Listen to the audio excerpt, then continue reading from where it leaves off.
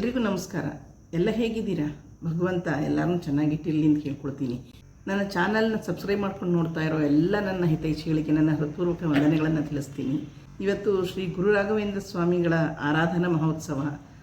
ಇವತ್ತು, ನಿನ್ನೆ ಮತ್ತು ನಾಳೆ 3 ದಿನ ಸಾಮಾನ್ಯವಾಗಿ ಆರಾಧನೆ ನಡೆಯುತ್ತೆ.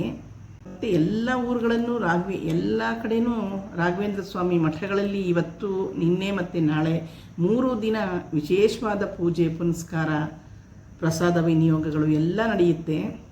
ಪ್ರತಿಯೊಂದು ಮಠದಲ್ಲೂ ಸಹ ಎಷ್ಟು ಚೆನ್ನಾಗಿ ಅಲಂಕಾರ ಮಾಡಿದ್ದಾರೆ. ಹೀಗೆ ತುಂಬ ವಿಜೃಂಭಣೆಯಿಂದ ಎಲ್ಲ ಕಡೆಯೂ ಶ್ರೀ ರಾಘವೇಂದ್ರ ಸ್ವಾಮಿಗಳ ಆರಾಧನಾ ಮಹೋತ್ಸವ ನಡೀತಾ ಇದೆ. ಹಾಗೆ ನಾನು ಪ್ರತಿ ವರ್ಷ ತಪ್ಪದೆ ಯಾವುದಾದ್ರೂ ಒಂದು ಮಠಕ್ಕೆ ಹೋಗಿ ಬರ್ತೀನಿ. ಸಾಧ್ಯವಾದರೆ ನಾನು ಒಂದೊಂದು ಸಲ 2 ಮಠಕ್ಕೆ ಹೋಗಿ ಬರ್ತೀನಿ. ಏನೋ ನೋಡಿದಷ್ಟು ಆನಂದ, ನೋಡಿದಷ್ಟು ಒಂದು ರೀತಿ ತೃಪ್ತಿ ಮನಸ್ಸಿಗೆ. ಹಾಗಾಗಿ ನಾನು ನನಗೆ ಸಾಧ್ಯವಾದಷ್ಟು 1, 2, 3 ಹಾಗೆ ನಾನು ಹೋದ ವರ್ಷ 3 ಮಠಗಳಿಗೆ ಹೋಗಿ ಬಂದೆ ಒಂದೇ ದಿನ. ಈ ವರ್ಷ ಆಗಲಿಲ್ಲ. ಹಾಗಾಗಿ ಇವತ್ತು ನಾನು ಕುವೆಂಪು ನಗರದಲ್ಲಿರುವಂಥ ರಾಘವೇಂದ್ರ ಸ್ವಾಮಿ ಮಠಕ್ಕೆ ಹೋಗಿ ಬಂದೆ. ಈ ರಾಘವೇಂದ್ರ ಸ್ವಾಮಿ ಮಠದಲ್ಲಿ ಆರಾಧನಾ ಮಹೋತ್ಸವವನ್ನು 3 ದಿನವೂ ತುಂಬ ವಿಜೃಂಭಣೆಯಿಂದ ಮಾಡ್ತಾರೆ. ಅದರಲ್ಲೂ ಭಕ್ತಾದಿಗಳು ಸಾವಿರಾರು ಸಂಖ್ಯೆಯಲ್ಲಿ ಸೇರ್ತಾರೆ. ಇಲ್ಲಿ ಬರುವ ಅಷ್ಟು ಸಾವಿರಾರು ಭಕ್ತರುಗಳಿಗೆ ರಾಘವೇಂದ್ರ ಸ್ವಾಮಿ ದರ್ಶನಕ್ಕಾಗ್ಲಿ, ಪೂಜೆಗಾಗ್ಲಿ ಅಥವಾ ಪ್ರಸಾದ ವಿನಿಯೋಗಕ್ಕಾಗ್ಲಿ ಪ್ರತಿಯೊಂದಕ್ಕೂ ಅಚ್ಚುಕಟ್ಟಾದ ವ್ಯವಸ್ಥೆ ಮಾಡ್ಕೊಳ್ತಾರೆ.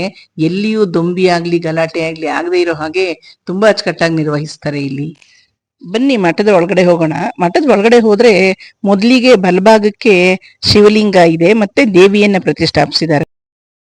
ನೋಡಿ, ಮಠದ ಒಳಗಡೆನೂ ಎಷ್ಟು ಚೆನ್ನಾಗಿ ಹೂವಿಂದ ಅಲಂಕಾರ ಮಾಡಿದ್ದಾರೆ. ಇದು ರಾಘವೇಂದ್ರ ಸ್ವಾಮಿ ಮಠ ಆದ್ರೂ ಎಲ್ಲಾ ದೇವರುಗಳದ್ದು ಇಲ್ಲಿ ಪ್ರತಿಷ್ಠಾಪನೆ ಮಾಡಿದ್ದಾರೆ. ನೋಡಿ, ಇಲ್ಲಿ ದೇವಿಯ ಪ್ರತಿಷ್ಠಾಪನೆ ಮಾಡಿದ್ದಾರೆ.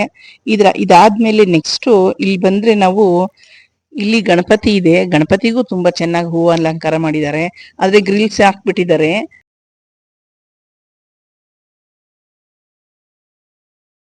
ನೋಡಿ, ಅದಾದ್ಮೇಲೆ ಇಲ್ಲಿ ಮುಂದಕ್ಕೆ ಶ್ರೀಮನ್ನಾರಾಯಣ, ಲಕ್ಷ್ಮಿ ಮತ್ತೆ ಪದ್ಮಾವತಿ ದೇವಿ 3 ಜನ ಇರುವಂತಹದ್ದು. ನೋಡಿ ಎಷ್ಟು ಚೆನ್ನಾಗಿ, ಎಷ್ಟು ಲಕ್ಷಣವಾಗಿ ಕಾಣ್ತಾ ಇದ್ದಾರೆ. ನೋಡಿ, ಇದನ್ನೆಲ್ಲ ನೋಡ್ಕೊಂಡು ನಾವು ಮುಂದೆ ಹೋದ್ರೆ ನೋಡಿ, ಇಲ್ಲಿ ಗುರು ರಾಘವೇಂದ್ರ ರಾಯರು ಇರೋದು.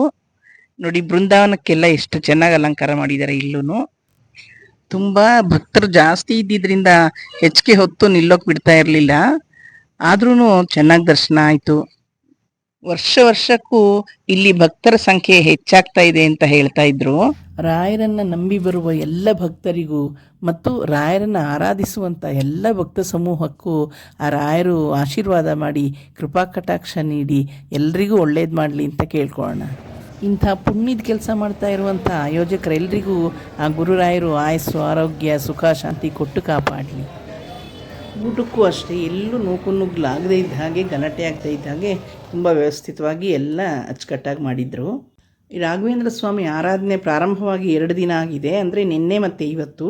ಇನ್ನು ನಾಳೆ ಮಂಗಳವಾರನೂ 1 ದಿನ ಇದೆ. ನಾಳೆಗೂ ಸಹ ಇಲ್ಲಿ ಪ್ರಸಾದ ವಿನಿಯೋಗ ಎಲ್ಲ ಇರುತ್ತಂತೆ. ಹಾಗಾಗಿ ಹೆಚ್ಚಿನ ಸಂಖ್ಯೆಯಲ್ಲಿ ಭಕ್ತರು ಬರ್ತಾರೆ ಅಂತನೋ ಒಂದು ಅಂದಾಜಿದೆ ಅಂತ ಹೇಳ್ತಾ ಇದ್ರು.